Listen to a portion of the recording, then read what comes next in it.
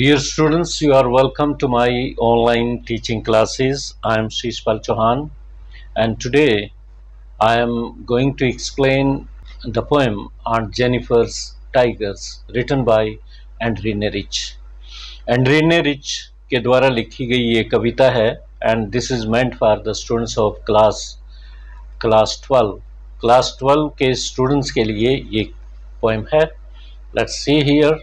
Picture में आप देख रहे हैं और ये टाइगर्स हैं आंट जेनिफर के, और कुछ दूरी पे दो व्यक्ति एक पेड़ के नीचे बैठे हुए हैं और ये जंगल का सीन है। और these tigers are walking in their forest, that is their homeland, in a very confident and fearless manner. They are not the least afraid of these two men sitting under a tree, because this forest does not belong to them, and tigers are confident while walking. They walk elegantly, they are fearless. This is the creation of Aunt Jennifer in a frame. Let's go ahead. Aunt Jennifer's Tigers by Andrine Rich. This is video lecture 1 of 1. There will be one video on that. Before I proceed further, let me tell you the background of this poem. Aunt Jennifer is an old woman, right? और जैसे कि घरों में पहले भी ऐसा होता था कि महिलाएं एक पैनल क्या होता है, एक फ्रेम होता है, लकड़ी का बना हुआ है या मेटल का होता है। इसमें बहुत बड़ी चादर या जब बेडशीट वगैरह होती हैं उसमें कुछ एम्ब्रॉयडरी करती हैं, कुछ डिज़ाइन बनाती थी। अब तो बने बनाए आते हैं डिज़ाइन, तो काफ़ी समय लगता था इसमें। एम्ब्रॉयडरी किसी निडल के साथ करती थी, वूल की या फिर थ्रेड होते थे। कस भी सकते हैं, कुछ नट लगा होता है जिससे इसको टाइट कर सकते हैं ताकि जो क्लॉथ है वो टाइटन्ड रहे और उस पर डिज़ाइन अच्छी तरह से बने। Aunt Jennifer makes an embroidery of tigers in this frame. एक साइड पे वो टाइगर्स को चलते हुए दिखाती हैं। At some distance there is a tree. उसके नीचे दो व्यक्ति बैठे हुए हैं। और Andrine Rich wants to say that these tigers belong to forest. They are the denizens. They are the residents of the forest, the green world. They are not afraid of the presence of these men in the forest because forest belongs to them. और Jennifer इस frame में tigers का design बनाती है और थोड़ी दूरी पे एक पेड़ है जिसके नीचे दो व्यक्ति बैठे हुए हैं। और एंड्रीने रिच आंट जेनिफर के माध्यम से ये कहना चाहती हैं कि ये जो टाइगर आंट जेनिफर ने यहाँ बनाए हैं, दे आर प्राउड, वो अपने ऊपर गौरव महसूस करते हैं, कॉन्फिडेंट हैं, विश्वस्त हैं और निडर हैं। तो आगे चल के इसका विश्लेषण करेंगे कि ये जो एम्ब्रॉयडरी है आंट जेनिफर के असली जीवन के साथ किस तरह से ये कंट्रास्ट पैदा करती है। We shall come to know about this in the stanzas. Let's go head. Let me tell you something about the poet. आजकल पोइटस यूज़ नहीं करते, पोइट ही यूज़ कर लेते हैं फीमेल के लिए भी। She was born on 16th May 1929, Baltimore in Maryland, USA. Died on 27th March 2012, Santa Cruz in California, USA. Let me tell you something about the poem. This poem is about all the married women who pass almost all of their life in serving their children and husbands. They do this not in the hope of getting any reward or even some words of appreciation from them. इस poem में एंड्रीने rich married women की दुर्दशा के बारे में हमें बताती हैं कि वे बच्चों को जन्म देती हैं और फिर उन्हें पालती हैं। अपने कंफर्ट की कोई परवाह नहीं होती उन्हें, और सारी उम्र उनकी अपने बच्चों की सेवा करने में, अपने हस्बैंड्स की सेवा करने में लग जाती हैं। और ये जो कार्य बिना किसी रिवार्ड के करती हैं और उन्हें प्रशंसा के शब्दों की कोई उम्मीद नहीं होती, और यह कार्य करते हुए वो अपने पति से, अपने बच्चों से कोई प्रशंसा के शब्दों की उम्मीद भी नहीं करती। This poem is about the miserable condition of married women They give birth to children and then bring them up. They do not care for their own comfort but are very worried for their children and husbands. They work hard from morning till late at night. Sometimes they face ill treatment from their husbands and children. आप ये भी जानते हैं कि किस तरह से वो सुबह से लेकर शाम तक मेहनत करती हैं और कभी-कभी उनके साथ दुर्व्यवहार भी होता है, बच्चे भी दुर्व्यवहार करते हैं और हस्बैंड भी दुर्व्यवहार करते हैं. In a way, we can say that this poem is a strong case against the maltreatment given to married women by their husbands and children. And Rene Rich, the poetess, also stands against the ill treatment given to married women. Let's read the stanza 1. Stanza 1 पढ़ लेते हैं. Aunt Jennifer's tigers prance across a screen, bright topaz, denizens of a world of green. They do not fear the men beneath the tree. They pace in sleek chivalric certainty. Let's see the meanings. Prance means to move in a showy manner. Topaz is a precious stone like diamond. Denizen means resident. Sleek means smooth, shiny, lustrous. Chivalric is used for medieval knights. Medieval मध्यकालीन युग में nights हुआ करते थे, राजकुमार होते थे वो, और उनकी वेशभूषा भी अलग होती थी और वैरियर टाइप होते थे, बहुत बहादुर होते थे. They were always kind and caring for women. महिलाओं के प्रति बहुत ही दयालु और बहुत ही चिंता करने वाले होते थे नाइट्स. स्टेंजा 1 में जो मैंने शुरुआत में in the beginning I created an image in your mind that clears what we have in this stanza 1. शुरुआत में मैंने एक तस्वीर इमेज क्रिएट किया था पैनल का, ये जो फ्रेम है. आंट जेनिफर ने इसमें टाइगर बनाए हुए हैं और एक डिस्टेंस पे एक वृक्ष है, उसके नीचे दो व्यक्ति बैठे हुए. तो कहती हैं कि aunt Jennifer's tigers prance. Prance means to walk in a showy manner across a screen. This is screen. ये जो फ्रेम है ये स्क्रीन. ऐसा लगता है जैसे इससे बाहर वो जा रहे हैं. They are walking in a proud manner. और she calls them bright topaz. Metaphor use किया एंड्रीने रिच ने इन टाइगर्स के लिए. ये bright topaz. Topaz is a precious diamond होता है ऑफ येलो कलर. पीले रंग का एक डायमंड होता है और इन्हें डेनिजन्स कहा है. Denizens of world of green means forest. हरे भरे जंगल के ये रेजिडेंट्स हैं, निवासी हैं. तो दो लाइनों को अगर हम जोड़ के देखें तो इनका मीनिंग है aunt Jennifer's tigers walk in the screen and they are also called bright topaz who live in a green forest. Aunt Jennifer के टाइगर बहुत ही प्राउड मैनर में चलते हैं. हमारे दिमाग में एक तस्वीर बनती है कि टाइगर्स जंगल में चल रहे हैं और बहुत ही प्राउड मैनर में वो चल रहे हैं और उनका जो कलर है शरीर का, उनकी स्किन का कलर बिल्कुल येलो है और वे अपने जंगल के बाशिंदे हैं, वहाँ के रहने वाले. दे do not fear the man beneath the tree. कुछ दूरी पे जो व्यक्ति बैठे हुए हैं उससे वो डर नहीं रहे, उनसे कोई डर नहीं है, वो परवाह नहीं कर रहे. They do not care for the man who are sitting under a tree. They pace in sleek chivalric certainty. और उनकी जो चाल है, पेस मीन्स चाल, चलने का ढंग. स्लीक होता है बहुत ही स्मूथ, बहुत ही एलिगेंट मैनर में वो चल रहे हैं, जैसे मध्यकालीन युग के योद्धा जिन्हें नाइट्स कहा जाता था वो चला करते थे. पूरी सर्टेनिटी के साथ, निश्चितता के साथ उन्हें पता है कि कहाँ जाना है. They know their destination and they walk in a very proud manner, confident manner and they walk fearlessly like the knights of medieval times. Clear? तो आगे बढ़ते हैं, इसको डिटेल में हम करते हैं एक्सप्लेनेशन इनकी. Aunt Jennifer uses a panel to embroider some tigers on a sheet of cloth. जैसा मैंने कहा कि वो ये कपड़ा है, जैसे ये तो शर्ट दिख रही है तो इस पे एम्ब्रॉयडरी टाइगर की कर रखी है यहाँ पे. तो आंट जेनिफर एक कपड़े के टुकड़े को फ्रेम में लगाती है और यहाँ पे टाइगर बनाती है. The poet calls them bright topaz. इनको ब्राइट टोपाज कहा क्योंकि चमकीले भी हैं और टोपाज येलो कलर है इनका और बीच में धारियां आप जानते हैं टाइगर्स के स्किन पे होती. और denizens of world green. Denizens means residents of world green means forest.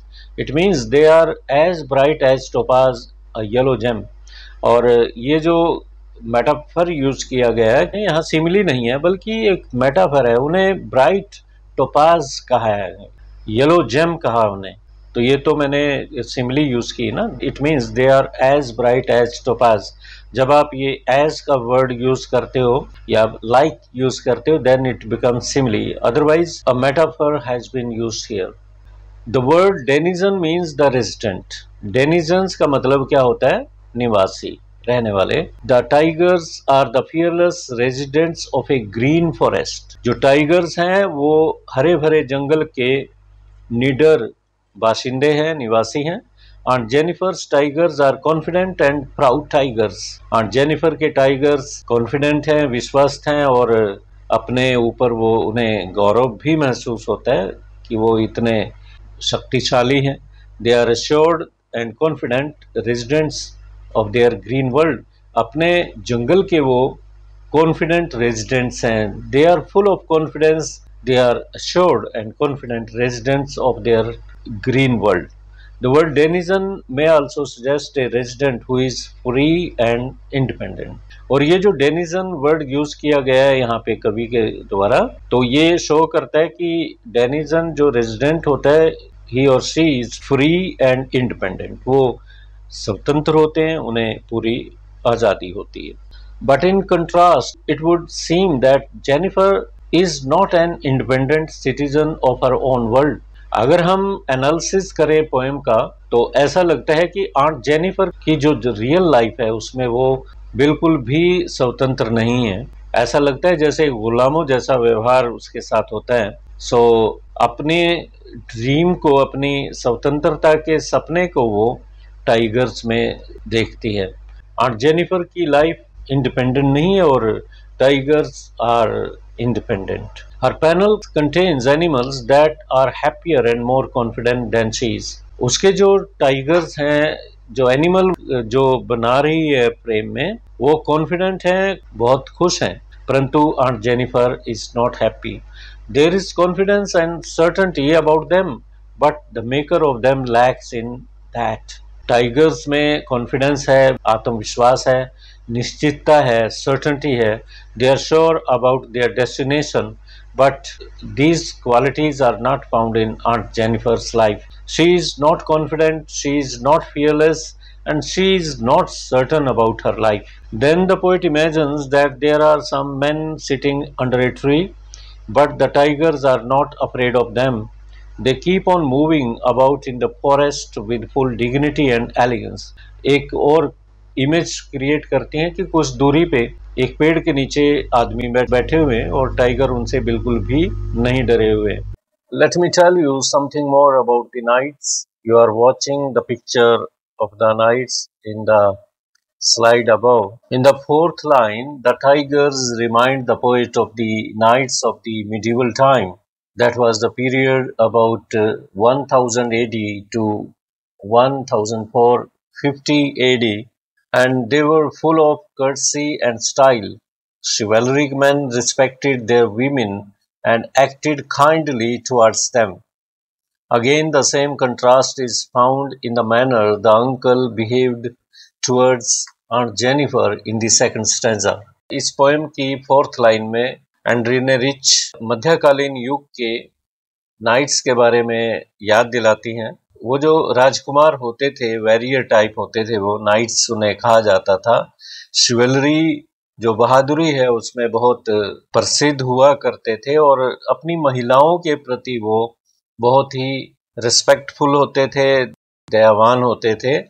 और ये जो रेफरेंस है नाइट्स का, this also creates a bitter contrast in the life of aunt Jennifer. Aunt Jennifer के जो हस्बैंड है, जिन्हें यहाँ अंकल कहा गया है, वो इन नाइट्स जैसे नहीं है। लगता है वो महिलाओं का आदर नहीं करते, उनके प्रति दयालु स्वभाव के नहीं है, ऐसा लगता है।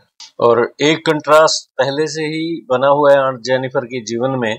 जब वो अपने पैनल में टाइगर्स का इमेज वीव कर रही हैं, एम्ब्रॉयडर कर रही हैं, तो टाइगर्स को उन्होंने बहुत ही कॉन्फिडेंट, इंडिपेंडेंट एनिमल्स के रूप में दिखाया है। They are walking fearlessly and independently in their homeland, that is forest green. You may see the chivalric person, knight, KNIGHT, राजकुमार होते थे, घोड़ों पे सवार होते थे अक्सर। They were very brave और fighters होते थे।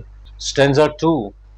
Aunt Jennifer's fingers fluttering through her wool find even the ivory needle hard to pull. The massive weight of Uncle's wedding band sits heavily upon Aunt Jennifer's hands. Aunt Jennifer की fingers flutter कर रही हैं। जब वो frame में से, ये जो फ्रेम है, पैनल है, इसमें से ऊपर निकालती है नीडल को, तो ऐसा लगता है जैसे उसकी उंगलियों में शक्ति नहीं है। Those have grown very weak. Those fingers are unable to pull the ivory needle. Needle भी आइवरी की बनी हुई है। ऐसा लगता है जैसे वुल की है, ये धागा यहाँ पे ऊन का है। Find even the ivory needle hard to pull. Fingers have become so weak that they are unable to pull the thread of wool out of this frame. The massive weight of Uncle's wedding band sits heavily upon Aunt Jennifer's hands. अब यहाँ reason क्या हो सकते हैं? What can be the reasons for Aunt Jennifer's inability to pull the ivory needle out of the frame? Ivory needle को वो क्यों नहीं खींच पा रही हैं सही तरीके से? पहला कारण तो हो सकता है कि due to old age her fingers have grown weak, उसकी उंगलियां कमजोर हो गई हैं ओल्ड एज की वजह से। और दूसरा जो बड़ा कारण है इन दो लाइनों में दिखाई दे रहा है, आंट जेनिफर ने अपनी उंगली पे वेडिंग रिंग पहनी हुई है, दैट इज वेडिंग बैंड। एक रिंग है, अंकल के द्वारा उनकी शादी पे दी गई सिंपल रिंग है। शादी के वक्त उनके हस्बैंड ने आंट जेनिफर को पहनाई होगी, वो उन्होंने अपनी उंगली पे पहनी हुई है। यहाँ पर ये रिंग सिंबल के रूप में यूज की गई है। रिंग में बोझ नहीं है, बल्कि यहाँ पे वर्ड यूज किया गया है रिंग के लिए मैसिव वेट। और अंकल्स वेडिंग बैंड, अंकल की पहनाई गई जो वेडिंग रिंग थी, उसका मैसिव वेट की वजह से उनकी उंगली उठ नहीं रही है ऊपर। And this ring is a symbol of ordeals of married life, responsibilities of wedding life, and she is not freed.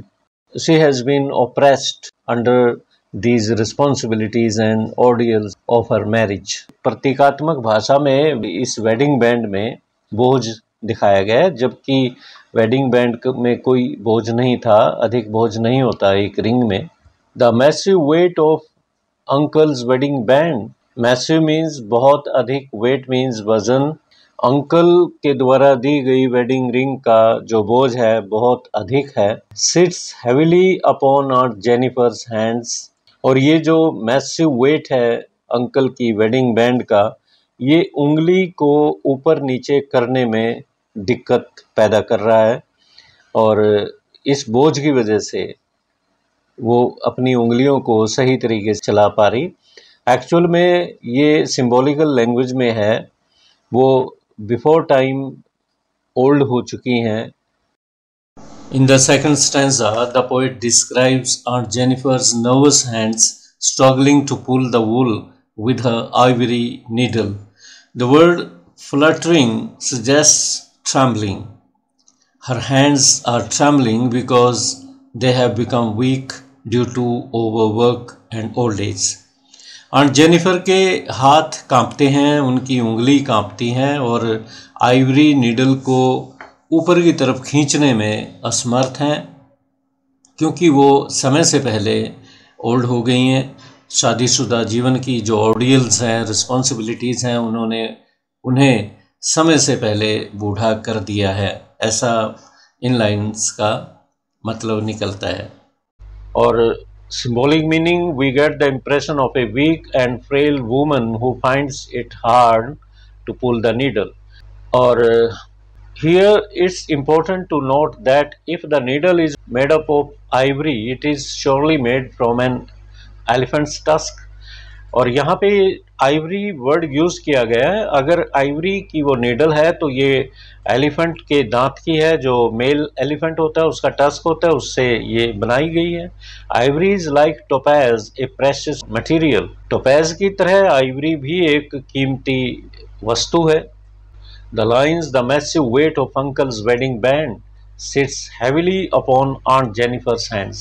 It suggests that Aunt Jennifer's fingers find it difficult to hold the weight of her wedding ring. ऐसा लगता है कि aunt Jennifer की जो उंगलियां हैं उनके husband के द्वारा दी गई जो वेडिंग रिंग उन्होंने पहनी हुई है उसके बोझ की वजह से वो उन्हें मूव कराने में असमर्थ है।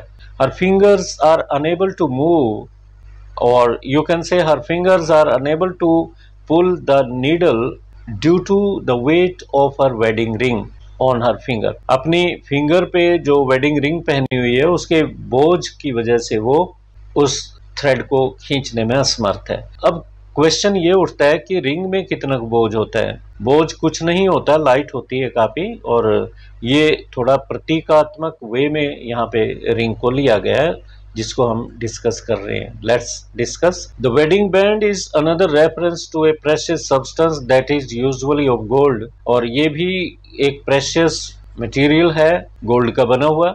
Bye saying that it's uncle's wedding band, और ये जो अपोस्ट्रोफी एस यूज किया गया है ये पॉजेसिव यूज किया गया है ये दर्शाने के लिए कि वेडिंग रिंग भी अंकल का पोजेशन है, अभी भी वेडिंग रिंग पे अंकल का हक है, आंट जेनिफर का उस पे कोई हक नहीं है। It means that uncle owns Jennifer also. इससे ये भी मीनिंग निकलता है कि आंट जेनिफर की लाइफ पे भी अंकल अपना हक जमाते हैं, उन्हें एक प्रॉपर्टी के रूप में, एक वस्तु के रूप में देखते हैं। In a man dominated society she is also the property of her husband. इस पुरुष प्रधान समाज में वो भी अपने पति की संपत्ति है।